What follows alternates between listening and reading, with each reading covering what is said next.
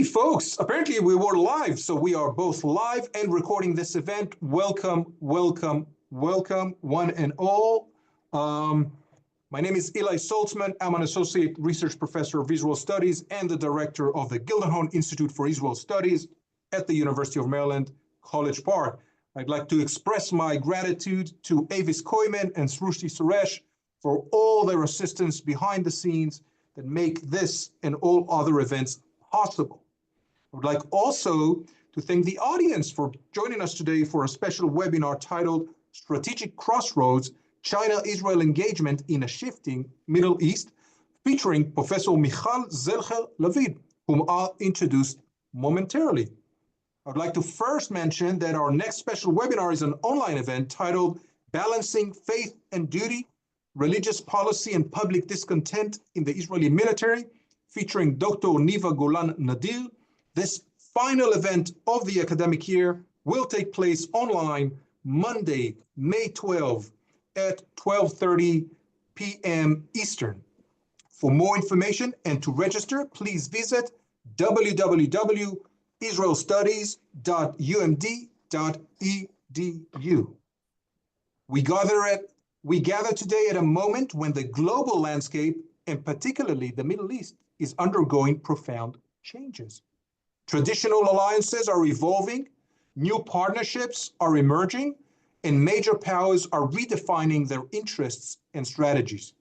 Against this backdrop, the engagement between China and Israel stands out as a compelling and complex story, one that touches on technology, trade, diplomacy, security, and broader questions about the future of the global order. Today's talk, in other words, is not just about understanding the bilateral ties between China and Israel. It is also about placing these relationships within the wider currents that are shaping the region, the aftermath of the conflict of Gaza and beyond, recalibration of US influence or vision in the region, the role of the Gulf states, and so on and so forth. We are fortunate to have with us a distinguished speaker who will help us think through these issues from multiple perspectives. I encourage all of us not only to listen, but to engage, to question, and to imagine what strategic crossroads mean for China, Israel, United States, the Middle East, and for the international system as a whole. It is my pleasure and honor to introduce today's speaker, Professor Michal Zelcher-Lavid. She is a lecturer at the Department of Asian Studies and former chair of the Department of Multidisciplinary Studies in Humanities at Bar-Ilan University in Israel. Her current research focuses on nationalism and ethnic identity in the Tibetan and Uyghur minorities. Professor Zelcher-Lavid offers an integrative and multidisciplinary approach that incorporates literary interpretations, politics, and poli-sci methodology in her research. Another research interest of hers is East-West Asia relations, and she seeks to disprove the dichotomy between Middle East and East Asia and examine the historical, religious, political, and cultural space that links these parts of the continent. As always in these events, Professor Zelcher-Lavid will speak for around 35 minutes, and then we will open, quote unquote, the floor for questions. So please feel free to type those in the designated Q&A box at the bottom of your screen. Professor Zelcher-Lavid, the floor is yours, my friend. Please go ahead. Thank you. Good afternoon. Good evening here in Israel. And thank you for inviting me. It's a pleasure to be able to share some thoughts and some research with you. And of course, I'm keen to hear your questions and have an open debate. And today I want to explore a complex topic regarding China-Israel relations. In the past decades, especially in the wake of recent conflicts, China's presence in the Middle East has grown more visible and more assertive. And at the same time, Israel, a longtime ally of the United States, finds itself navigating a new global landscape where China is an increasingly important economic player and diplomatic actor. And this puts China-Israel relationship at the strategic crossroad, testing how each engages with the other in the midst of regional challenges and great power competition. Yeah, the GPC everyone is talking about constantly. So in my talk today, let me see why it's not moving. Okay. I will first provide a brief overview of China's economic and geopolitical interest in the Middle East, explaining why this region matters so much to Beijing. And next, I will discuss the current state of China-Israel relations, highlighting some key areas of cooperation as well as points of friction.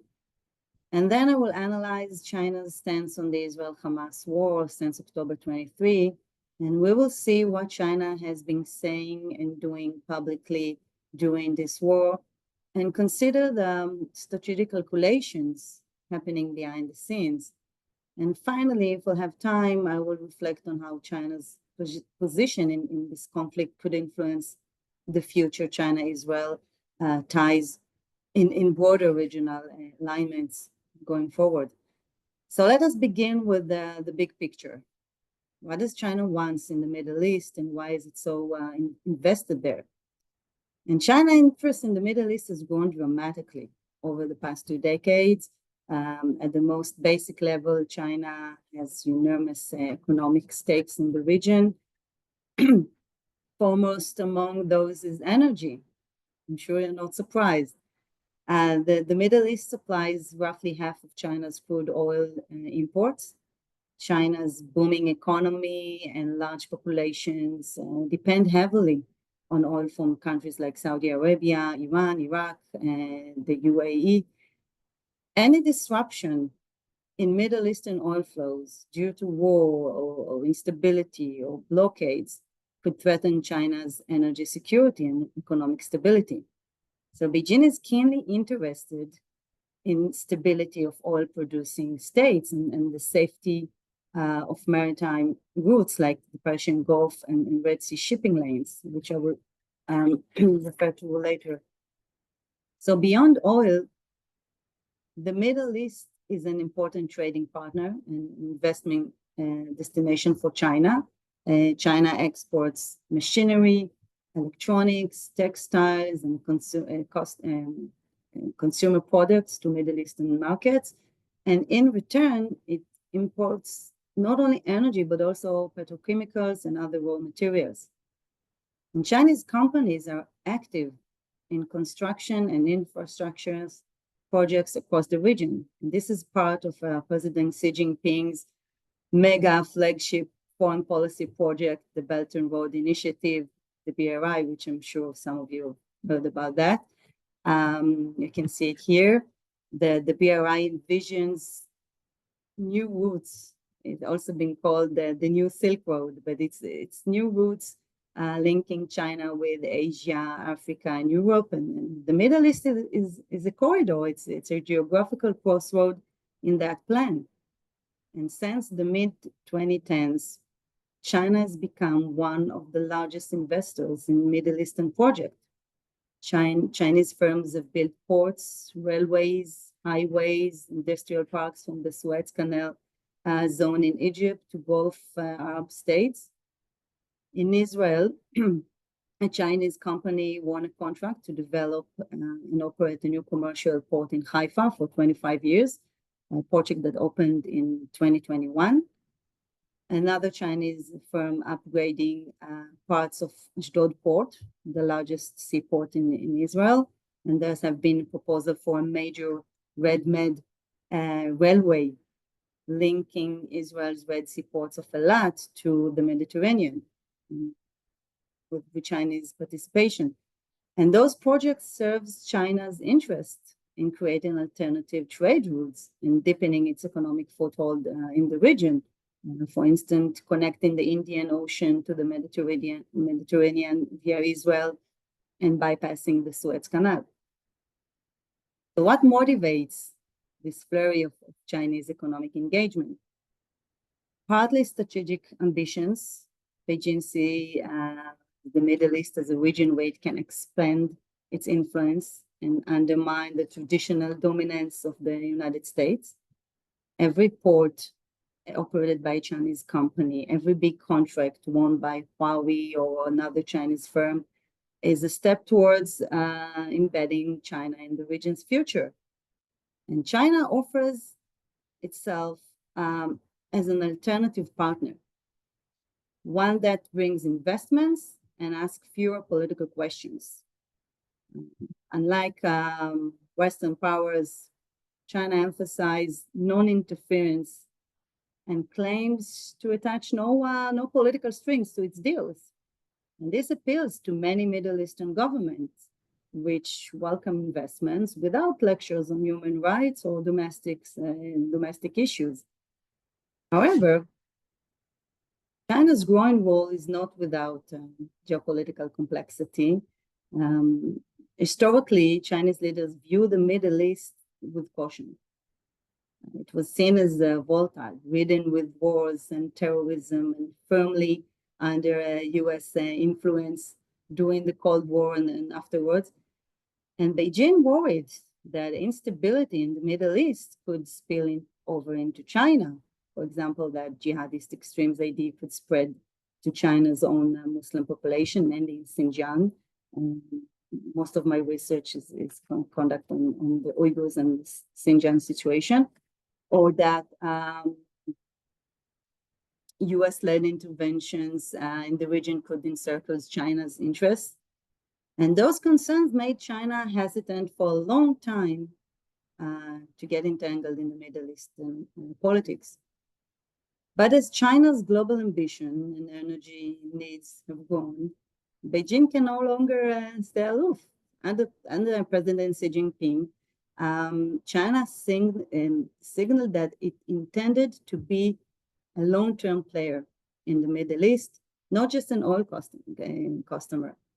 And we can see a prominent example when Xi Jinping visited Riyadh in December 2022 for the first China-Arab State Summit. And there he pledged a stronger security cooperation with Arab countries, including joint work on maritime security, cybersecurity, training programs for Arab security personnel. I mean, this was a clear statement that China's engagement isn't purely economic. It's also diplomatic. It's also security-oriented. And China shares some strategic interests with the Middle Eastern states, such as counterterrorism, both ones to suppress jihadist groups, cyber control, sharing knowledge on how to police the internet and dissident. And such common interests make partnership easier, despite ideological differences. And one core principle of China's Middle East strategy is to maintain, and this is really important, maintaining friendly ties with opposition sides in the regional disputes. It has hefty business with Saudi Arabia and the UAE, but also calls Iran a comprehensive strategic partner. It officially supports Palestinian statehood aspiration, but also does business with Israel. So this balancing act allows China to maximize its influence and economic opportunities, but it's becoming more difficult as regional conflicts deepen, as you can imagine. And China pursues those goals with a preference for stability and neutrality. Beijing generally avoids taking sides in conflicts and fearing that it would endanger its business and friendship elsewhere.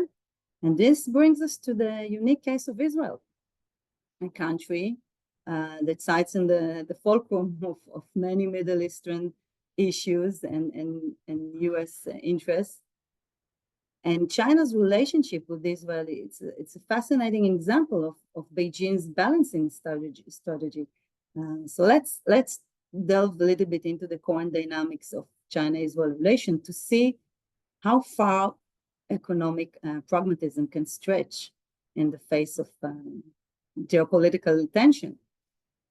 So Israel, for its part, has seen China both as an economic partner, but also as a strategic question mark. Diplomatic relations between the two countries were established only in 1992. It's quite interesting because Israel was the first state in the Middle East to recognize the PRC in the 50s, but the last one to officially engage in diplomatic relations. It took China a long time before agreeing for conducting diplomatic ties with Israel. But as you can see in the slide, ties has been developing covertly in the preceding decades, especially in the fields of defense. Israel sold arms and military technology to China during the period of modernization in the Chinese military, mainly in the late 70s and during the 80s. It was not officially, but there's many stories that I've heard over the years from Israelis who visited China and did business with China, although there were no official ties. And then US concerns quickly limited the scope of that relationship, notably is the planned sale of the Falcon IWAC system to China that was canceled under the US pressure in 2000. And remember, I was a student in China, and there was a lot of rumors that they're gonna send all the Israelis back home and then cut their diplomatic ties. But it did chill for a while, but then diplomatic relations were back in business. So since then, the defense cooperation have decreased, but commercial and technology ties have grown significantly. China today is one of Israel's largest trading partners. I think only second to the import from the US. Israel exports technology, pharmaceuticals, agricultural innovation, especially in the field of irrigation systems, and Israel importing Chinese electronics, machinery, and consumer goods, whatever. A lot of imbalancing in investments, and also the Chinese are more involved in infrastructure such as ports and transportation, I mentioned before. Although recent years have seen increased scrutiny from Chinese regulators, especially projects near military facilities or in sensitive technological sectors seen as a potential security risk. And a persistent concern for Israel is, of course, China's warm relations with Iran. China and Iran signed a 25-year strategic cooperation agreement in 2021, envisioning deep collaboration in energy and infrastructure. And China also remained an important buyer of Iranian oil, often circumventing sanctions. And yet China maintains ties with Israel, also cultivated close relations with Saudi Arabia. I mean, it's not just an Israeli concern, but also Saudi Arabia and the UAE, and China balancing between those regional rivals. And this balancing act, which can be seen as holding both ends of the rope, as I like to say, reflects China's desire to engage all sides according to its interest. And this brings us to the recent war in Gaza and how China responded to it.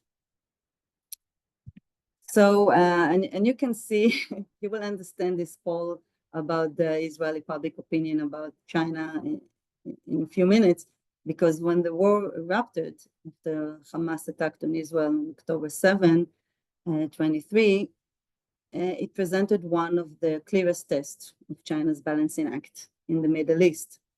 The Sword of Iron War, as it's called in Israel, is fundamentally different from previous wars in the Middle East. It has become a multi-arena conflict in which the US, China, Iran, and Russia are all deeply involved. Yet the Chinese are patient. They carefully assess and map their interests and the anticipated pros and cons of each position. They check which way the winds are blowing from the US, the EU, their allies regarding the Middle East.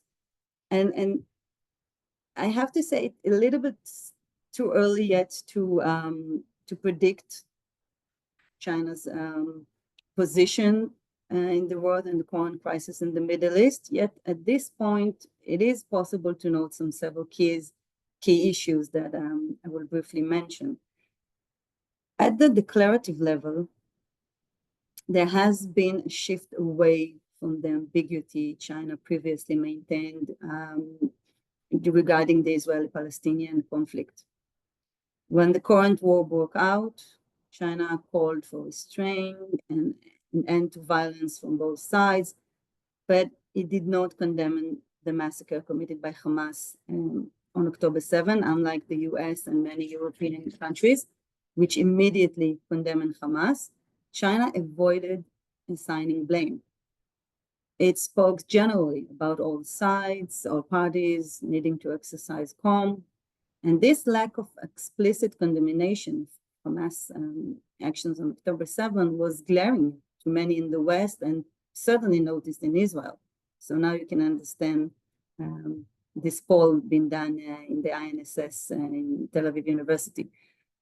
So it was in keeping with China's long-standing approach. Beijing has always been reluctant to criticize Palestinian militant groups or leaders. But afterwards, Beijing became more critical of Israel. And you can see here the opening of the BRICS countries summit in November 23 that was dedicated to the crisis in the Middle East. Xi Jinping made a speech demanding an immediate ceasefire and an end to Israel's collective punishment of peoples in Gaza. And this was quite significant. Chinese presidents do not often get personally involved in commenting on Israel-Palestinian issue, preferring to leave this to the foreign ministry. And Xi, taking a vocal stance, signaled both the gravity of the war and China's intent to be seen as a leader of the global South, aligning with the Palestinian cause. And we're talking about maybe a month and a half into the war, and so it was quite in the beginning. And the Chinese media, which is completely controlled by the government, as you know, echoed this position right from the start. And it's one-sided anti-Israel coverage of the war, and we can see unusual, strong expression of anti-Semitism and not just Israel, anti-Israeli views, and its emergence on social media in China, reflecting Beijing's position and coverage in the state media. And I was talking to colleagues in China who told me, well, we only see what's going on in Gaza. We have no idea barely knew what was happening in October 7 in Israel or afterwards. And the Chinese media never influences public opinion on a topic if the government is not interested in it. So in other words, while public discourse against Israel, it's not new response to wars or military operation in the region, although discussions of Israel are quite marginal on Chinese social media networks, yet anti-Semitism and conspiracy theories about Jews controlling the world with a focus on American politics and economy.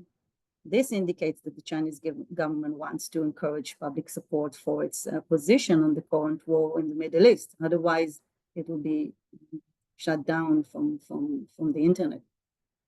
I'm not saying that the Chinese government is backing those views, but I'm saying that if it's an ongoing discourse, then it has support.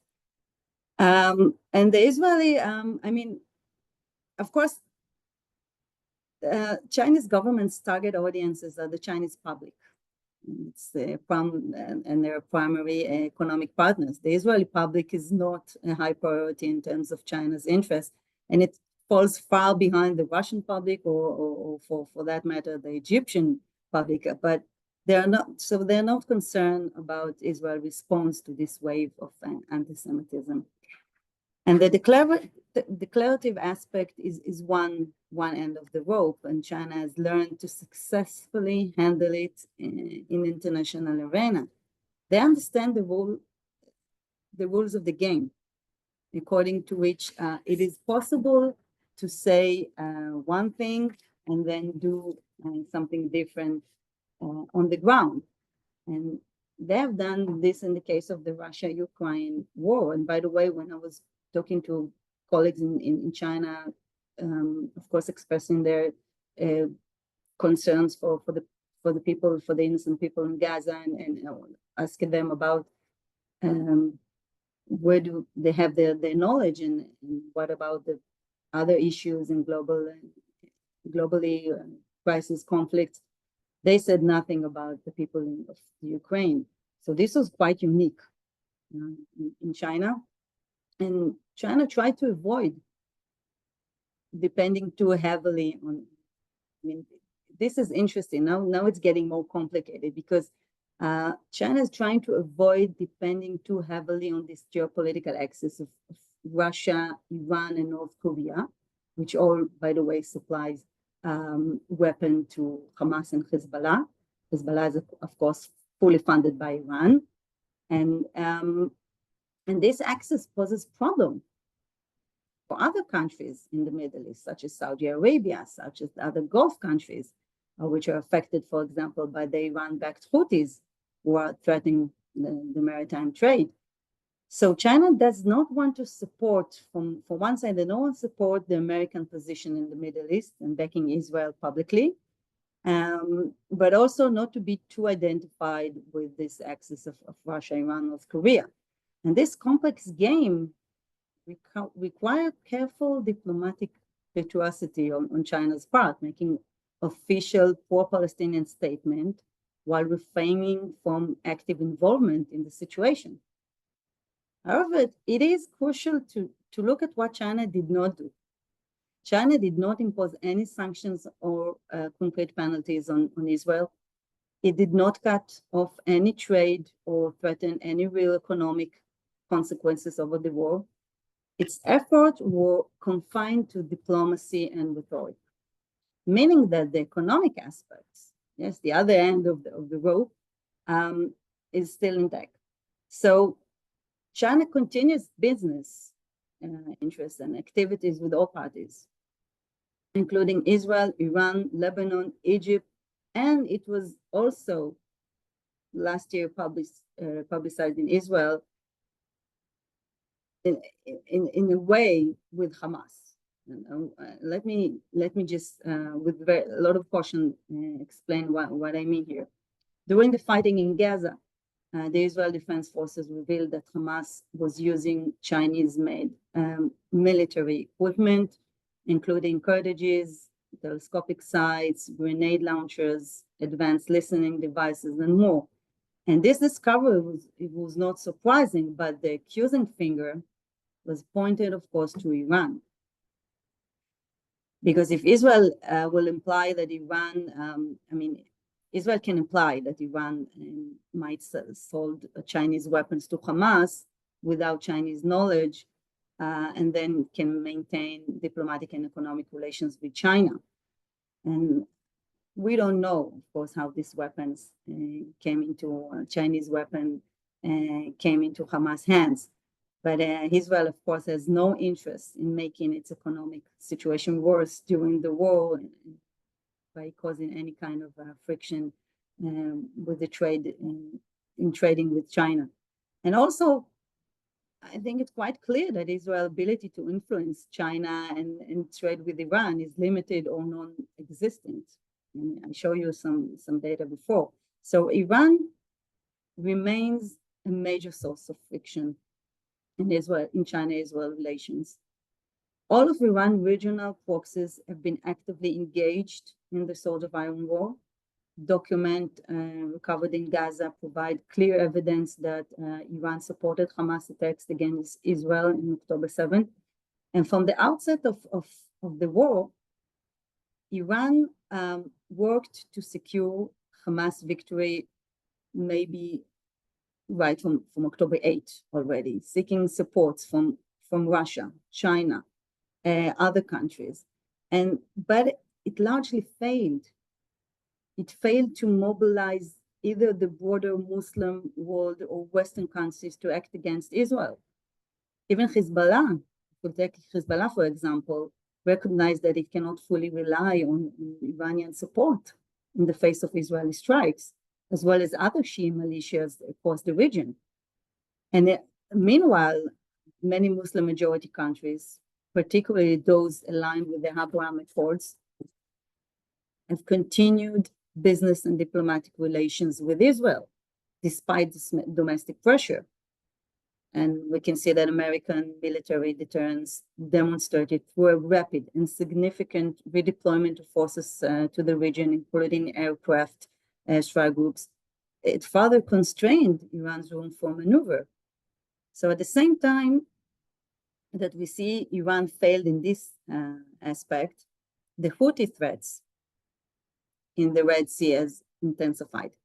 And this creating new risk not only for Israel and its allies, but also for major global powers with commercial interests in the region. And against this backdrop of Iranian frustration, American re-engagement and growing maritime instability, China has had to recalibrate its approach to the evolving Middle Eastern landscape. And this leads us back to China, because the Houthi threats affect Chinese economic interest and highlight the complexity of the Chinese involvement in this situation. The Houthi attacks are not only regional threats in the Red Sea. The need to change trade routes has increased the prices of many commodities. And until recently, China had avoided taking a clear position regarding the maritime threats in the Red Sea.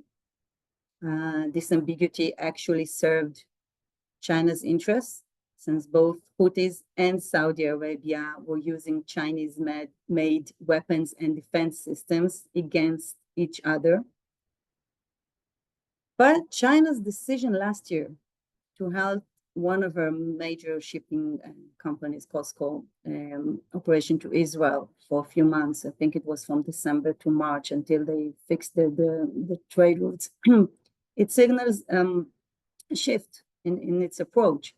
It suggested that China no longer view the Houthis' threat as a problem limited only to Israeli vessels, but rather as a broader risk to Chinese commercial interests. And beyond the economic implication for maritime trade, this development carries important consequences for China's foreign policy and also regional image, recognizing the potential threat to its own shipping to the extent of suspending a major trade route, push China towards adopting a more active position in the region. Yes, in order to preserve its image as a strong power capable of protecting its interests in the Middle East. In March 24, China and Russia reportedly signed an agreement with the Houthis, under which Houthi forces pledged not to target Chinese or Russian ships in the Red Sea in exchange for political backing in international reforms. Nevertheless, a Chinese oil tanker was attacked by the Houthis soon after. So even if this was a case of mistaken identity, which can happen, it forces China to respond or risk damaging its credibility. They signed the agreement, and then this attacked on the Chinese oil tanker. So far, the Chinese foreign ministry blamed the broader Israel-Gaza war for this incident, rather than explicitly excusing the Houthis. I mean, this was very convenient to say it's because of what's going on in Gaza, and then give some leverage. But in parallel, China has been quietly stepping up its diplomatic efforts. Beijing hosted several meetings with Rashid al-Alimi, the head of Yemen's international recognized presidential leadership council, and with Yemen's foreign ministry. And those meetings reflect China's growing interest in facilitating negotiation to stabilize Yemen. And China now is in a rare position. It is one of the few international actors that has the credibility to mediate between the Houthis and the Yemeni government, thanks to its pragmatic approach, working simultaneously with Iran, with Saudi Arabia, with the Houthis, with Yemeni leadership. China enjoys access and trust on both sides. And Beijing's ability to maintain functional relations with all players, give it an important, if delicate, leverage to broker compromises. So this situation also places Iran in an awkward position. Iran ties with China and Russia are strategically important, but the support for the Houthis complicates matters, especially since the Houthis seems increasingly independent and not always aligned with Tehran's directive. So let me conclude. China's positioning during the Swords of Iron War reflects its broader strategic efforts to shape a more, in a way, anti-American order in the Middle East, while safeguarding its own economic partnership, maritime trade security, political influence. Thus, China's criticism of Israel is not surprising. However, the mounting threats to Red Sea shipping lanes will sooner or later compel China to move beyond cautious diplomacy, potentially bringing it into friction with Iran, one of its key regional partners. And if we're looking forwards, Israel, from the Israeli side, Israel is likely to remain very cautious. The events of October 23 demonstrate that while China can be and is a valuable economic partner, it is not politically ally Israel can depend on in times of crisis. And of course, the US remains Israel's primary strategic partner, and any engagement with China will continue to be shaped by these boundaries set by this alliance. But from the Chinese side, Israel represents both an opportunity and a constraint. Engagement with Israel opens doors to advanced technologies and a stable trade partner, but it also requires managing tensions with other regional actors and avoiding entanglement in conflicts. It would rather probably sidestep. So as the Middle East continues to shift and the US-China competition intensifies, both China and Israel will need to calibrate their relationship carefully. So I will end with this and have some time for discussion and questions. Thank you. Thank you so much, Professor Zilcher Lavie. This was brilliant. If you can just remove the share screen feature so we can have all of us here, kind of big faces on the background. Go, hold on. There you go. Fantastic.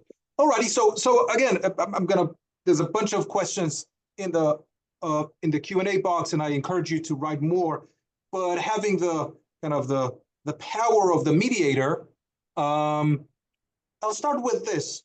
What is China's vision for the Israeli-Palestinian conflict, for the Arab-Israeli conflict? Does it have one? Do they know what they want to see in 5, 10, 15 years? So China has always supported the two-state solution. It hasn't changed or shifted during the recent war. And this is something that, although China is supporting this solution, there was not a lot of mediation from the Chinese. They did some diplomatic work when the war broke out with the Chinese foreign minister, was talked to Israelis, talked to, I think, everyone, including Iran and other countries. And there was the Middle East envoy China sent also to do some talks in Israel and other places, but we barely heard about that. So this is more of, I think, to secure Chinese interests. I got you. All righty. I'm going to try to integrate some of the questions here from the audience. Somebody's asking, is China really taking a balanced strategy or taking a balancing strategy since 2023? How do you interpret the pro-Iran and anti-Israel, even strong anti-Semitism, which is something that you touched upon, propaganda and its connections with all Palestinian factions, including Hamas. And I might add that China facilitated this intra-Palestinian dialogue, right? This idea of bringing both Fatah and Hamas together. So in a sense, it is not neutral. It has a leaning of sorts, or a preference, if you wish. It's pragmatism. It's not a balancing as a ideological balancing of let's have equal trading and diplomatic ties with everyone. It's balancing in the way that China can balance her interest with the different countries. So they know that Israel will not they can make comments against Israel and pro-Palestinians, and still Israel will do business with them. It will not go as well if it was on opposite side, and it's not on China's interest, because then it will. They want to show an alternative to the U.S. Alliances, and that's why they're taking the other sides. But as I say, they did nothing on the ground. I mean, business as usual, but. So it's not balancing in a way of we are friends with everyone. We're friends because now this is for China. It's beneficial for China, and of course, if China would criticize Hamas or Iran or Houthis, for example, it will have problems with her partners in the Middle East. So it's about pragmatism. Okay, so you mentioned the United States, and I completely agree. It sounds to me like this is one more part or one more aspect of what even the Trump administration called back in 2018, kind of the return of great power competition, right? So just to say, and I'm going to push back with your permission just a bit and say, well, it's just about trade and infrastructure. There's a political logic there. The Chinese have been arguing in favor of multipolarity for a long, long time, eradicating what is known as the century of humiliation and so on and so forth, and finding a kind of a rebalancing of the relationship between China, the United States, and other powers, for example, Russia. So how do you see that? I think what you're saying is so accurate. I mean, China could play this ambiguity, diplomacy, but when stepping into the great power competition, it requires to be more engaged. You cannot be a major international superpower if you have no responsibility, if you have no diplomatic or ideology about foreign policy. So now we're seeing China's doing something different, and we can, like I mentioned, with the Houthis in Yemen. Of course, it's also for China's interest, but it also to show the world we are the only one, because we are playing with everyone, because we are selling to everyone. We have this kind of opportunity to negotiate when other countries cannot, because we don't have the problem of public pressure in China. Nobody can say to the Chinese leaders, why are you speaking with this side or the other side? So they have this leverage when we're talking about the great power competition. And I think we will see it's increasingly taking more and more active in diplomacy and international conflicts. In the future, it will have to, because the BRI is all about stability. Yeah. Otherwise, there will be problems with a lot of those infrastructure that China invested so much in them. So we will have to wait and see. And of course, it has everything to do with US politics. Yeah, absolutely. Alrighty, a question from the audience. How do you evaluate the effect of polarization in China's domestic politics on Israel-China relations? Does the attitude on Israel-Hamas war reflect a deeper class divide, with the more economically established groups identifying with Israel and the underprivileged with Hamas? That is a very interesting question. It is, and it's one of the problems that we can't have reliable sources when it comes to China. I mean, we cannot conduct a poll or interview people. You have to have very strong connections, and everything has to be done very quietly because there's no freedom of speech. But when this kind of a discourse is so wide on the social networks, then we see that it reflects, I think, the stronger sectors of the society. But as I see in other places, if I compare that to Korea or to Japan, and I've been to Korea last year and spoke to Koreans about, after the war broke out, about the situation. And they said, well, on one hand, we're also afraid of North Korea attack similar to October 7. But on the other hand, what are you doing in Gaza? And why? So this was really interesting to see how the Israel-Hamas war has influenced the local politics of Christians, Korean Christians who favored Israel, to others who are against the North Korea, and all kinds of other delicate and very important issues in Korea. And in China, I spoke to some of my colleagues that I mean, I can trust, and they can trust me to talk about that, but it is something that we don't know. But over the years, every time I've been to China, when there were other conflicts between Israel and Hamas, they usually did some kind of a separation, telling me, oh, we're very favorable of Jews and the Jewish history, and they knew a lot of things about the Talmud and about Jerusalem. It was really impressive, but Israel is a bad place. And I've asked some of them, how do you divide? And say, well, Israel is a place of war, and the Jewish history, that's something different. So they can do this kind of a separation, but now we see something completely different. So I can't really know which side of the political map or social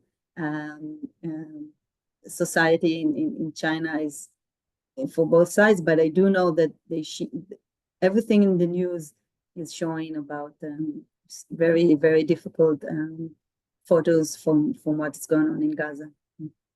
Alrighty, so there's a question that in a way kind of takes a different turn, so to speak. What do you think about the security, counterterrorism, and surveillance cooperation between Israel and China when it comes to Gaza and Xinjiang? Is there any cooperation? I'm not aware of, but I'm not an expert, so you are the expert. So do you know of any information sharing, gathering of insights, military lessons learned or something between Israel and China, or Israeli companies and Chinese companies? So in terms of counterterrorism and Israeli technologies, it's a really big issue because there is kind of it's a triangle of US, China, Israel relations. Israel cannot sell any kind of technology, especially ones we use for dual use, which is also civilians and military, without agreement and permission from the US. And it makes a lot of sense, of course, because China, as we see with the example I gave with Hamas, using Chinese weapons, and although you're not supposed to sell other countries, I mean, if Iran sold Chinese weapons without China's agreement, then of course that's a problem, that's an issue. But we know that terrorism trade routes are, I mean, they have all kind of ways. It's usually trading with drugs and human trafficking. It's the same routes. So we don't know how Hamas is gaining those kind of weapons. We can only speculate, and I'm not trying, of course, to suggest otherwise.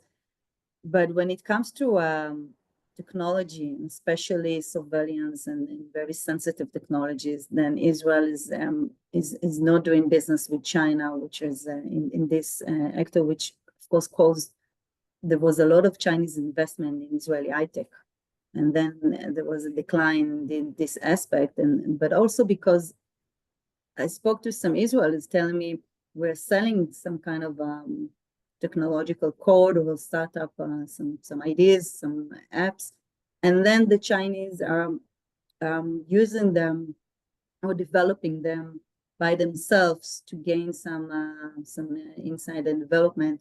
It calls I think the horse race. I mean, they're buying the technology, but also giving another group in the company to develop it itself, to see who's getting there first. So I'm not aware of any kind of sharing this kind of technology. Okay, so let's zoom out just a bit. Let's avoid the kind of the technical, logistical, technological aspects. China, I assume, is learning, is keeping its eyes open when it comes to conflict around the world to try and extract all kinds of lessons and insights that may be relevant or pertinent to their own issues. And one example is Ukraine, right?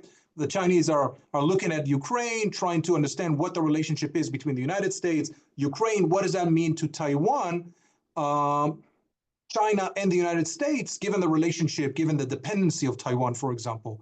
What does the Chinese government, if at all, learns about the relationship between the United States and Israel in the context of Taiwan? Is there something that they care about trying to extrapolate any lessons moving forward, if and when should they decide to act militarily against the island?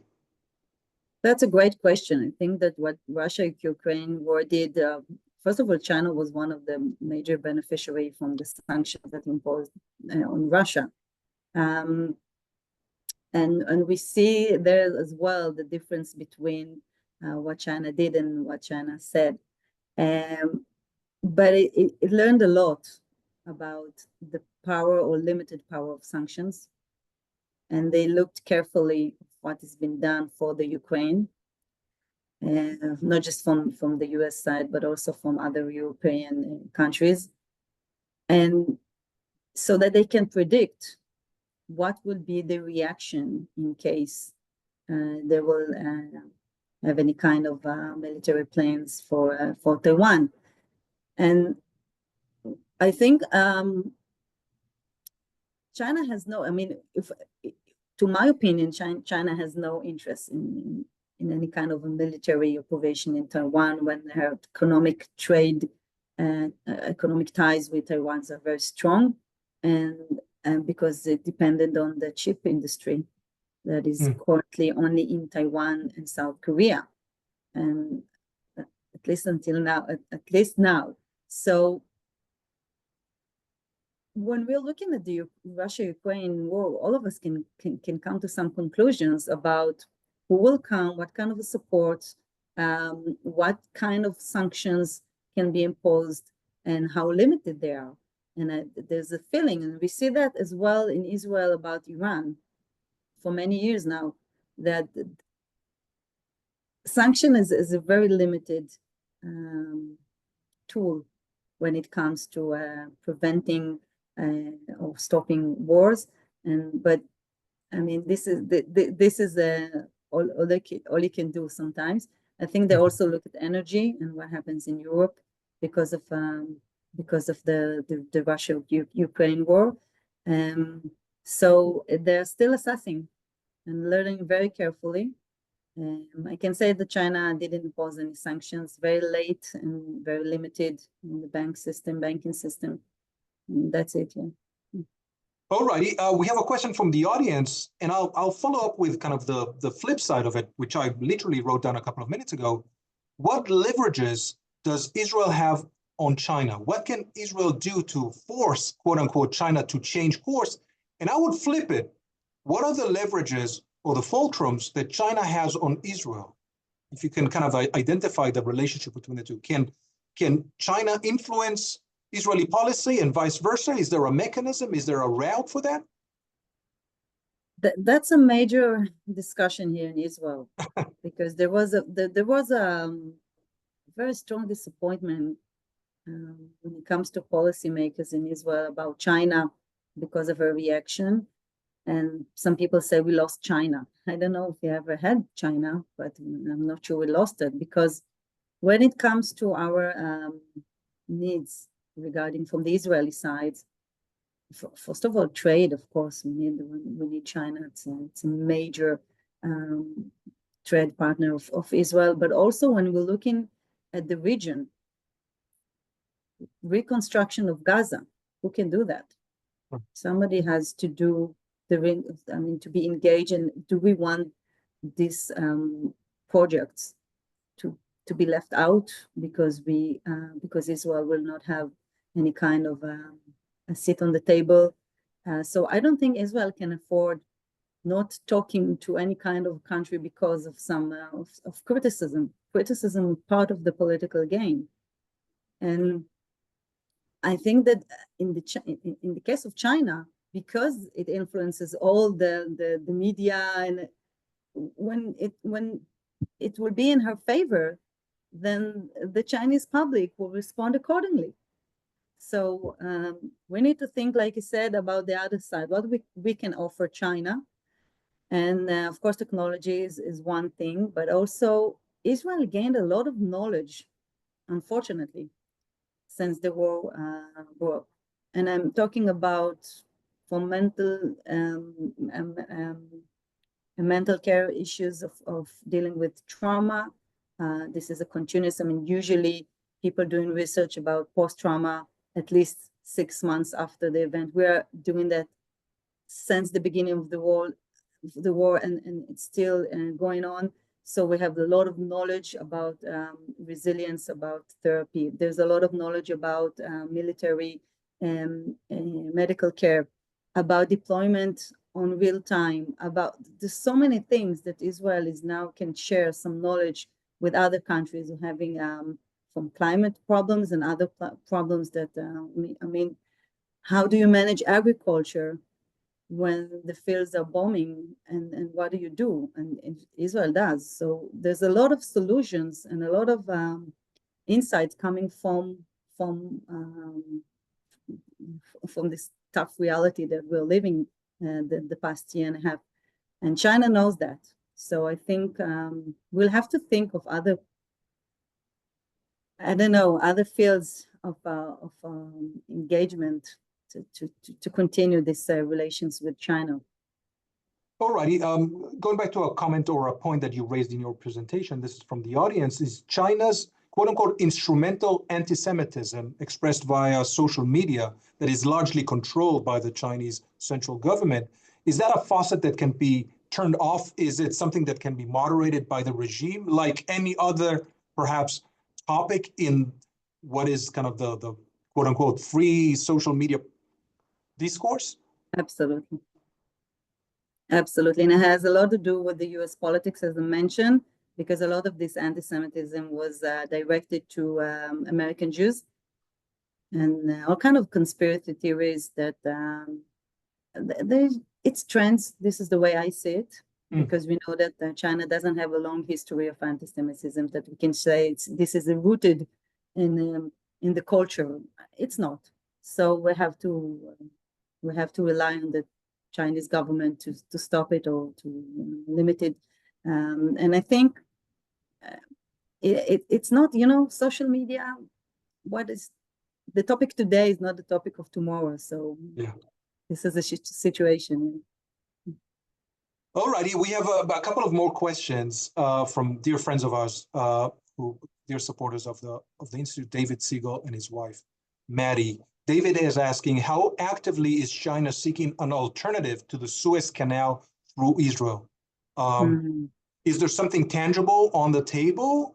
You mentioned some of the Chinese involvement in the construction of the ports, both in Ashdod and Haifa.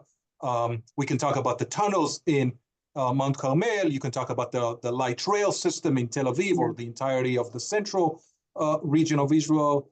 Is there something practical taking place on the ground? So when it comes to the bypassing the Suez Canal, this is something that we saw. Actually, there were talks, and there's an agreement from 2013, I think, between Israeli government, and China is also active in this agreement. And there's planning. Of course, it caused some friction between Israel and Egypt, and this is of course a diplomatic concern, but also or I think on the other side, after the traffic jams that we saw in COVID, remember that there was this large jamming of ships in the Suez Canal, that there was delay in trade and commerce of in dispute of commodities because of that. It made it even more necessary to have other routes, and China is deeply interested. There's another plan that was also initiated by India with the IPEC, also kind of similar, but I think the red med is the one which is more feasible, but nothing has been done yet. It will take time, because talking about a train from Ashdod port to Eilat, and from there it will be by ships, and it's something that I remember they discussed it many times, but there is an agreement from at least 10 years. It's on the table.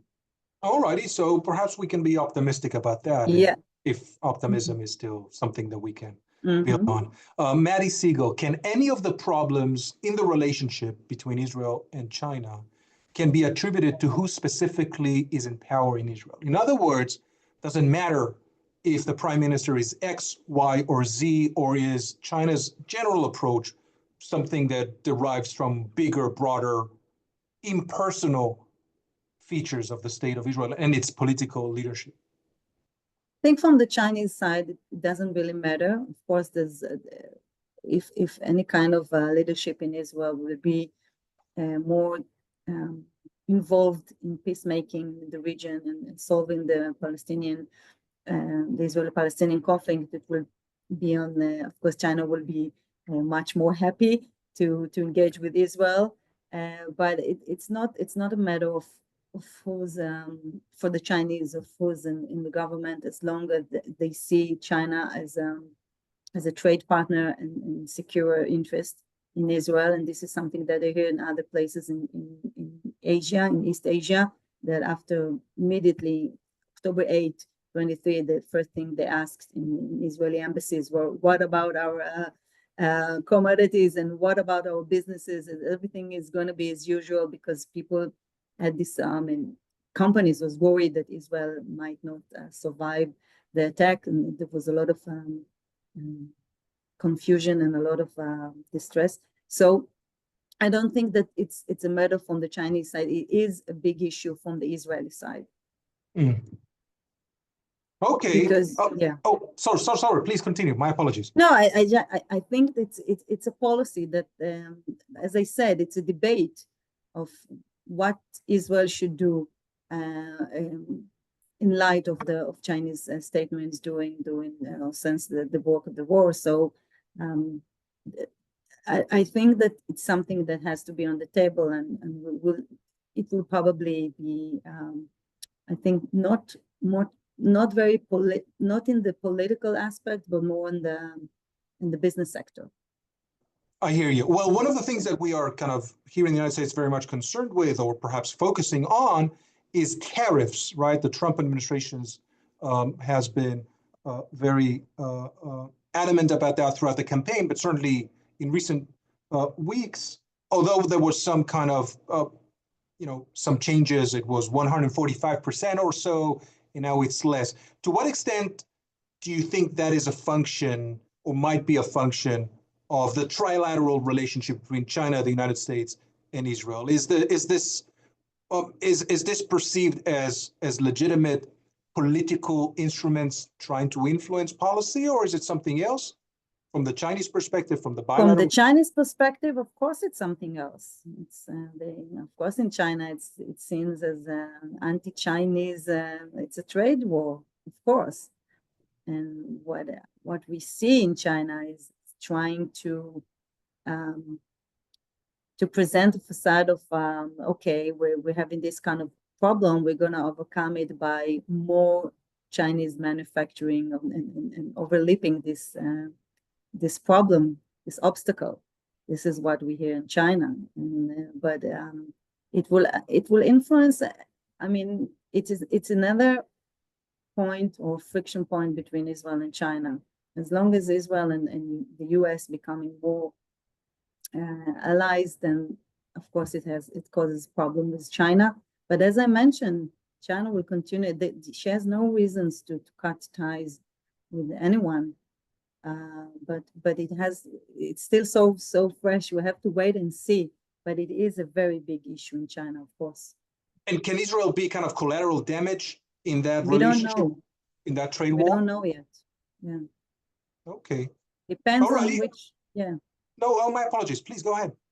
No, I said it depending on if we're talking about technology or we're talking about other pharmaceuticals or whatever. Because when it comes to technology for Israel, it will be a problem if China will no longer be interested in investment in Israeli high tech. But because a lot of Israeli high tech companies are located in the U.S. or has connections with the U.S. And so this is something that we'll have to wait and see. I got you. All righty.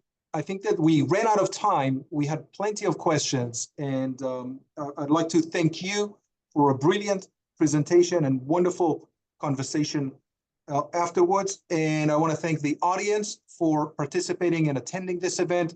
You were wonderful as always. Thank you so much for joining us. And once again, just a reminder that our next online event will take place on Monday, May 12, 2025 at 12:30 p.m. Eastern Time, Balancing Faith and Duty, Religious Policy and Public Discontent in the Israeli Military, featuring Dr. Niva Golan Nadir.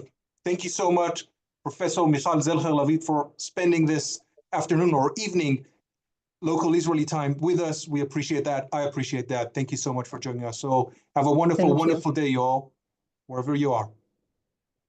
Bye-bye. Take care.